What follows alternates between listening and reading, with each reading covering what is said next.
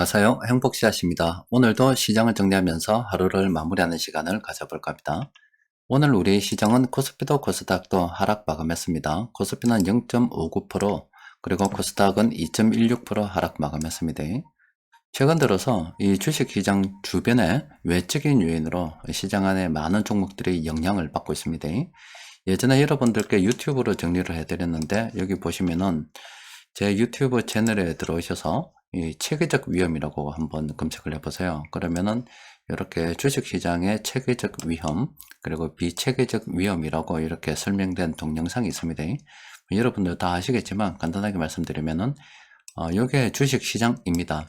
사실은 이 주식시장은 이 각 주식시장 안에 있는 이 개별 종목들, 여러 가지 종목들의 여러 가지 전망들, 산업에 대한 전망, 또 그리고 개별 종목 업황에 대한 전망, 또 그리고 그 안에 들어가면은 뭐 대주주라든지 실제 매출, 재무제표, 현금 흐름 여러 가지 요인들이 시장에 영향을 미친다라고 생각이 되지만은 실제 우리가 또 투자를 하다 보면은 최근 우리가 시장의 등락을 보는 것처럼 주식시장 그 외적인 요인, 뭐 그러니까 금리, 뭐 전쟁, 인플레이션 우려, 뭐 경기 침체 우려, 이런 주식시장 외적인 요인이 시장에 영향을 미치는 경우가 상당히 많이 있습니다.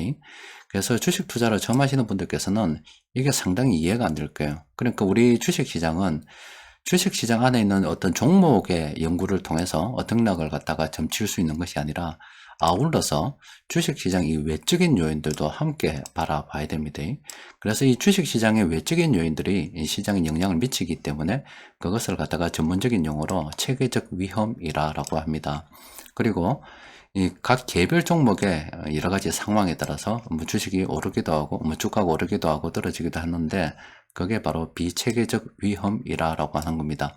그래서 시장을 본다는 것은 이 전체 이 주식시장의 이 체계적 위험들이 시장에 어떤 영향을 주고 앞으로 또 어떤 요소들이 시장에 영향을 줄 것인가, 이런 것들과 더불어서 각 개별 종목으로 들어가게 되면은 각 개별 종목의 여러 가지 상황에 따라서 이 종목의 등락이 어떨 것인가, 이렇게 예측을 하는 거거든요. 그러니까 여러분들께서 최근 우리 시장은 주식시장 안에 각 개별 종목의 상황보다는 이 주식시장 외적인 요인으로 인해서 시장이 많이 영향을 받는다, 이렇게 생각하시면 되겠고, 또 투자의 관점으로 생각해 볼 때는 지금 우리나라 기업들이 물론 외적인 영향을 받기 때문에 좋지 않은 부분들도 있습니다. 하지만은 각 개별 종목 쭉 들어가 보면은 실적이 상당히 많이 개선이 되는 종목들이 상당히 많이 있습니다. 그러니까 종목은 상당히 좋은데 워낙 이 외적인 요인에서 불안한 요소들이 많다 보니까 시장에 영향을 받는다는 겁니다. 어떤 면에서 보면은 종목들은 괜찮다, 그러면 시장의 외적인 요인들로 인해서 종목이 영향을 받는다, 그렇게 생각해 보면은 여러 가지 지금 전쟁이라는 지정학적 위기, 뭐 인플레이션 위기, 뭐 경기 침체 위기, 이런 여러 가지 위기들은 어떤 면에서 보면은 장기적 관점에서 주식을 싸게 매수할 수 있는 기회다, 이렇게 생각하시는 게 좋습니다. 물론 이런 것들이 시장의 변동성을 키우기 때문에 단기 투자하시는 분들께서는 좀 더 관망하시는 게 좋겠죠. 여튼 주식시장의 이 등락, 시장의 등락, 또 그리고 개별 종목의 등락이 좀 궁금하신 분들께서는 제가 동영상 말미에 일단 체계적 위험을 링크해 드리겠습니다. 그 검색하셔서 이 체계적 위험, 비체계적 위험에 대해서 이해를 하시면은 투자를 하시는데 좀 더 도움이 될 것 같습니다. 일단은 시장에 영향을 주고 있는 것은 바로 3월 15일, 16일 날 미국에서 FOMC 회의가 있습니다. 이미 3월 초에 파월 연준 의장이 0.25% 일단 금리를 인상하겠다 공식화를 했습니다. 그래서 이번에는 뭐 0.5%가 오르니 이런 여러 가지 우려도 있습니다만은 그에 대해서는 일단 깔끔하게 정리를 해 놓은 겁니다. 그런데 시장의 투자자들이 걱정을 하는 것은 금리 인상을 하고 난 다음에 파월 연준 의장이 FOMC 회의 결과를 갖다가 쭉 설명을 하고 보고를 하는 자리가 있습니다. 기자회견이 있는데 거기에서 어떤 취지의 발언을 할 것인가, 이게 조금 두렵다. 그게 시장에 지금 반영이 되고 있다라고 보시면 됩니다. 여기에서 파월 연준 의장이 앞으로도 뭐 상당 기간 돈을 좀 더 풀어야 되겠습니다. 인플레이션은 뭐 큰 걱정이 아닌 것 같습니다. 이런 식으로 좀 정리를 한다, 비둘기식으로 정리를 한다 그러면은 시장이 다시 오를 거고, 그게 아니라 지금 상황이 심각하기 때문에 돈을 갖다가 좀 더 빨리 줄이고 채권을 갖다가 좀 정리를 해서 시중에 있는 돈을 갖다가 좀 더 빠르게 회수될 필요가 있겠다, 이렇게 매파적인 발언을 하게 되면은 또 그에 따른 시장에 영향을 받을 수밖에 없겠죠. 또 그와 더불어서 오늘 시장에 여러 가지 안 좋은 뉴스들이 많이 나왔습니다. 중국 같은 경우는 공산주의 국가라서 국가에서 규제를 갖다가 상당히 많이 합니다. 공산주의 국가하고 민주주의 국가하고 가장 큰 차이점 뭐냐면은 그 계획경제 시장을 갖다가 쥐락펴락하는 그 주도권이 어디에 있는가에 달려 있습니다. 공산주의 국가는 이 주도권을 공산당이 가지고 있죠. 당이 가지고 있으면서 니는 이거 하고 저거 하고 저거 하고 저거 하고 이건 하지 말고 하고 이런 식으로 규제를 통해서 하라 말라 이런 것들을 많이 합니다. 반면에 민주주의 국가는 시장에 맡겨서 큰 방향만 정부에서 정하면은 시장에서 알아서 하도록 대충 이렇게 놔놓고 시장의 자유를 좀 강조하는 그런 입장이죠. 그런데 중국 같은 경우 이번에 선전에 또 코로나 바이러스가 확산이 되다 보니까 1700만 명이 거기 산답니다. 그 도시를 갖다가 이렇게 막아버렸어요. 이쪽은 공산당이기 때문에 가능한 겁니다. 그래서 이렇게 막아가지고 이제 여기서 이제 출입 통제를 했죠. 이 안에서 이제 코로나 바이러스가 좀 잠잠해질 때까지 이렇게 쭉 봉쇄를 했는데, 이 선전 같은 경우는 여러 가지 큰 기업들이, 세계적인 기업들이 많이 들어가 있다 아닙니까? 그 선전 봉쇄는 곧 경기 침체로 이어질 것이라는 이런 우려가 또 시장에 작용을 했다라고 볼 수 있습니다. 지금 말씀드리는 것은 앞서 말씀드리는 기준금리도 그렇고요. 또 그리고 이 경기 침체 우려 이런 것들은 다 체계적 위험이라 보시면 됩니다. 주식시장 외적인 그런 위험들입니다. 그게 지금 계속 시장에 영향을 미치고 있다는 겁니다. 그뿐만이 아니라 조금 긍정적으로 본다면은 지금 우크라이나하고 러시아하고 협상을 하는데 14일날 일단 화상으로 진행을 하니 이런 이야기들이 좀 나오고 있습니다. 물론 아직 전쟁이 진행 중이기 때문에 어떻게 될는지는 모르겠습니다만은 러시아도 전쟁을 갖다가 계속 끌고 가기 어려운 그런 상황으로 좀 치닫고 있고, 우크라이나 같은 경우도 너무 출혈이 심하기 때문에 서로 적정선이 된다면 휴전할 가능성도 있겠죠. 또 만약에 이런 비체계적 휴전 전쟁이라는 그 지정학적 위기가 좀 해소가 된다 그러면은 또 시장은 극적으로 또 반등할 수도 있습니다. 또 그리고 러시아를 갖다 위협하는 게 하나가, 또 우리 주식시장의 체계적 위험 중에 하나가 바로 이 러시아 디폴트 우려에 대한 이런 것들이 또 나오고 있습니다. 규모는 그렇게 크지 않은데 러시아가 디폴트가 된다 그러면은, 만일 그렇게 된다면은 시장은 또 어떤 영향을 받을까? 그게 바로 16일 채권을 갖다가 빌린 돈을 갚아야 되는데, 이때 어떻게 될는지 시장이 좀 지켜보고 있다 이 말이에요. 그러니까 이런 것들도 다 시장의 체계적 위험이라고 볼 수 있습니다. 그뿐만이 아니라 또 우리나라 같은 경우는 또 정부가 지금 바뀌어서 인수를 구성을 해서 하나하나 지금 나가고 있는데, 그렇게 되다 보니까 관련 정책 테마들이 있죠. 수혜를 받는 업종들이 있죠. 그 다음에 지금 좀 푸대접 받았다고 보면 되겠죠. 지난 5년 동안. 그게 지금 수혜주로 다시 바뀌어가지고 원전 관련 이런 테마주들이 지금 상승을 하고 있는데, 상승만 하는 건 아닙니다. 또 정책이 바뀌어가지고 중국하고 관계에 있어서 더 악화가 되면 어떡하나 해서 사도 예전에 보복 관련 그런 종목들이 있죠. 그렇게 되면 또 관련 종목들이 특히 화장품 업계에 오늘 많이 하락했는데, 이런 식으로 해서 새 정부 출범에 따라서 수혜를 보는 업종도 있고요. 또 그리고 그의 정책의 방향이 어떻게 정해질 것이 예상됨에 따라서 피해가 예상되는 그런 종목들이 현재 테마를 이뤄서 시장을 갖다 쭉 움직이고 있습니다. 물론 좀 더 진행이 되어 봐야 알겠습니다만은, 앞서 정리해 드린 것처럼 이 주식시장이라는 게 있습니다. 그러면 주식시장 안에 각 개별 종목의 사안들이 있고, 지금은 앞서 쭉 여러 가지 내용들이 전부 다 비체계적 위험이라 보시면 돼요. 이게 이렇게 시장을 영향을 미치고 있다고요. 그런데 이 각 개별 종목의 문제는 아니고, 각 외적인 문제가 물론 개별 종목에 영향을 미칠 거기 때문에, 그런 투자 심리에 영향을 미쳐서 돈 흐름에 어떤 영향을 주기 때문에 이런 등락이 반복이 되는데, 여튼 이런 외적인 위험들은 항상 이렇게 변화하고 바뀌어 갑니다. 지금 부정적인 면들이 많아서 그렇지, 긍정적인 면들이 오면 또 시장 수급에 영향을 미치고, 우리가 결국 투자를 하는 것은 시장에 투자를 하는 것이 아니라 각 개별 종목에 투자를 하기 때문에, 우리는 각 개별 종목이 괜찮다 그러면은 그냥 믿고 들고 가는 게 맞겠죠. 그래서 단기 투자하시는 분들께서는 시장이 여전히 어렵고 변동성이 것으로 예상이 되기 때문에 관망하는 게 좋겠고, 뭐 장기 투자하시는 분들께서는 흔들림 없이 그냥 계속 가는 게 좋겠죠. 아무래도 시장에서 큰 돈 굴리는 세력들은 그 외부적인 어떤 요인들 무시할 수가 없습니다. 큰 방향이 정해지기 때문에. 그래서 그런 위험 요소들이 제거되기 전까지는 이렇게 보수적으로 움직일 수밖에 없어요. 그래서 외국인들이 이렇게 매도가 많은 건데, 그 안에 좀 더 들어가 보게 되면은 이렇게 좀 규모가 작은 종목들 있죠. 이쪽으로 좋은 흐름 보이는 것들도 있습니다. 이런 것들은 뭐 다 그런 건 아니겠습니다만은 긍정적인 어떤 요인들이 작용하고 있다는 거죠. 이런 종목들은 투자를 해볼 만하다. 뭐 정책의 수혜를 입을 것 같다.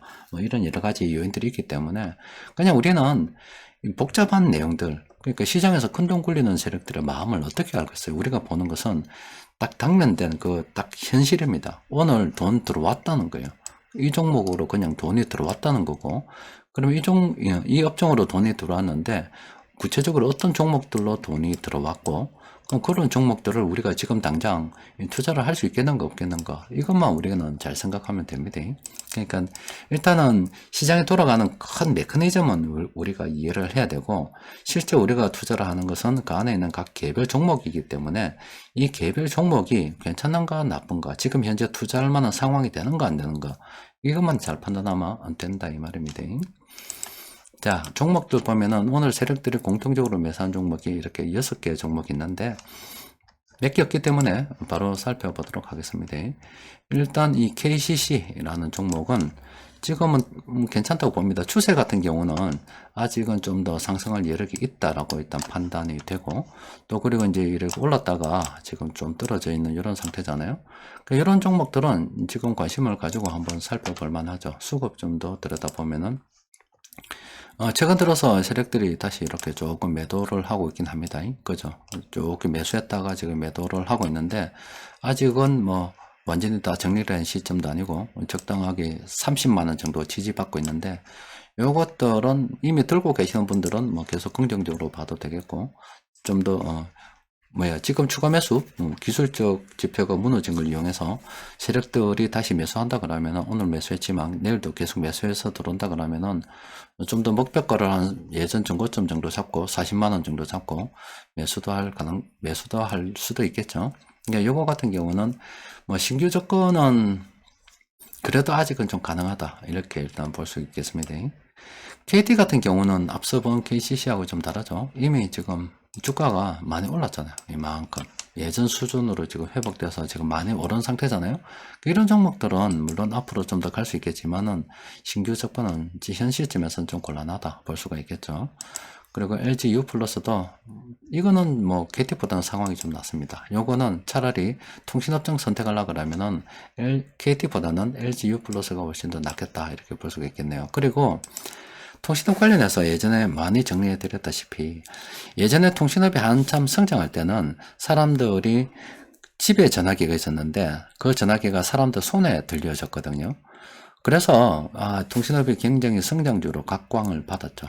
그러다가 사람들이 다 전화기 너도 나도 다 가지고 있다 보니까 이 통신업이 이제 성장주보다는 배당주로 이제 그렇게 인식이 됐는데, 다시 지금 그 통신업이 한 번 더 성장할 수 있는 게, 지금 여러분들 자동차 타다 보면은 이 자동차에서 내비게이션 같은 경우 업그레이드를 그냥 하거든요. 그러니까 자동차 쪽으로 만약에 와이파이라든지 이런 것들이 깔린다 그러면은 통신주는 한 번 더 성장할 수가 있기 때문에, 크게 보면은 이것도 현재는 성장주로 바라보는 것도 괜찮다, 이렇게 생각이 됩니다. 그리고 포스코 같은 경우는 지금 그동안 많이 올랐다가 지금 떨어져 있는 이런 상태인데, 물론 지금은 반등 예상하고 좀 매수도 해도 될 것 같아요. 그런데 어중간한 그런 상태입니다. 아예 살라 그러면 아예 사든가 그렇게 돼야지, 싼 것도 아니고 비싼 것도 아니고 어중간하기 때문에 그냥 어중간하게 그냥 보시면 되겠습니다. 매수하기는 좀 그렇겠죠. 대웅 같은 경우도 지금 접근하기는 좀 어중간한 그런 상태입니다. 그리고 두산 밥캣 같은 경우도 지금 접근하기가 어중간하죠. 싼 것도 아니고 비싼 것도 아니고 어중간한 그런 상태입니다. 그리고 변곡점 지표를 통해서 좀 들여다보면은 지금 백상 같은 경우는 단기적으로 지금 많이 올랐다. 요런 신호들이 지금 계속 포착이 되고 있습니다. 이럴 때는 좀 정리하는 게 맞겠죠. 오히려 지금 싸니 뭐 싸다 이렇게 분석이 될 때는 긍정적으로 봐야 되는데, 지금 이 시점에 굳이 긍정적으로 볼 필요가 없겠죠. 주성 엔지니어링도 마찬가지 아닙니까? 지금 이 시점에 긍정적으로 보기는 좀 그렇습니다. 나머지 종목들은 한번 연구를 해볼 필요가 있겠죠. 여튼 최근에 시장의 등락이 굉장합니다. 뭐 시장 안에 내적인 요인들보다는 그 외적인 여러 가지 요인들에 의해서 시장이 계속 영향을 받고 있는데, 이런 외적인 요인들은 변하기 마련입니다. 그리고 궁극적으로는 이 안에 있는 우리가 종목들이 얼마나 보석 같은 종목들을 들고 있는가에 달려가지고 있는 겁니다. 그러니까 예를 들어서 여러분들께 뭐 자주 언급해드렸던 HMN 같은 경우, 우리나라는 섬나라이고 반도국이기 때문에, 또 그리고 이 제조업으로 물건을 만들면 해외 수출을 해야 된다고요. 이렇게 해외에다가 수출을 해야 돼요. 그러면은 이걸 갖다 운송하는, 물론 이 동남아 쪽으로 운송하는 해운사들도 많이 있지만 전 세계로 운송할 수 있는 회사는 이 현대상선 하나밖에 없기 때문에, 그냥 이 종목이 괜찮으면 외부에서 여러 가지 이 외적인 요인들로 인해서 이 현대상선도 당연히 영향을 받겠죠.